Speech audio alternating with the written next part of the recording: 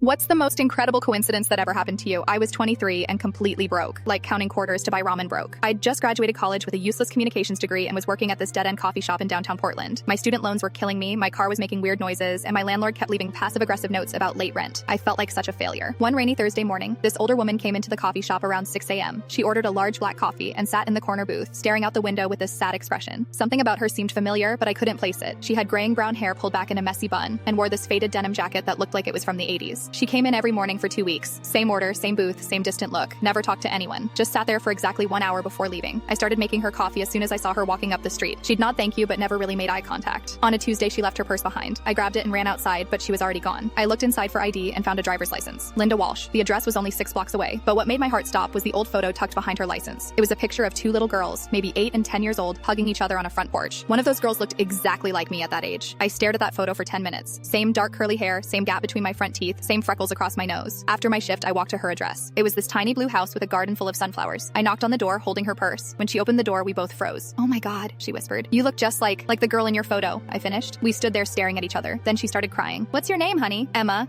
Morrison." Her face went completely white. She sat down hard on her front steps. Morrison was my maiden name. Before I got married, my legs felt shaky. "What's your daughter's name, the one in the photo?" "Emma. She'd be about your age now, 23. I sat down next to her on the steps. My hands were shaking. "When were you born?" she asked. "March 15th, 2001, St. Mary's Hospital." She covered her mouth with both hands. "I gave birth to a baby girl on March 15th, 2001, at St. Mary's Hospital. I was 17 and couldn't take care of her. The whole world felt like it stopped spinning. I named her Emma before they took her away. I always wondered if her new family kept the name." I pulled out my phone and showed her my driver's license. Emma Morrison, born March 15th, 2001. We both started crying right there on her front porch. "I've been coming to that coffee shop every morning for 2 weeks because something about you reminded me of myself at your age. But I never imagined I was adopted," I whispered. "My parents never hid it from me, but they lost touch with the agency years ago." Linda reached into her purse and pulled out a worn envelope. "I wrote you a letter every year on your birthday. 23 letters I never sent because I didn't know how to find you." She handed me the envelope marked Emma, 23rd birthday. Inside was a letter that said, "I think about you every single day. I hope you're happy and loved, and that you know giving you up was the hardest thing I've ever done. I was just a scared kid who wanted better for you than I could give. I've been coming to coffee shops all over the city for years," she continued, "every morning, hoping I might randomly run into you someday. And I've been working in coffee shops since high school because I love the morning rush and meeting new people." We talked for 6 hours straight. She told me about my biological father, who died in a car accident when I was 2, about her parents who kicked her out when they found out she was pregnant, about how she finished high school working nights at a diner, thinking about me every day. I told her about my adoptive parents, who loved me fiercely but died in a plane crash when I was 19, about how I'd felt completely alone in the world ever since. "You're not alone anymore," she said, squeezing my hand. That was 8 months ago. Linda helped me pay off my student loans with the money she'd been saving in an account labeled Emma Fund for 23 years. I moved into her guest room while I got back on my feet. Now I'm working at a nonprofit helping other adoptees connect with birth families. And every morning, Linda and I have coffee together in that same corner booth where we found each other.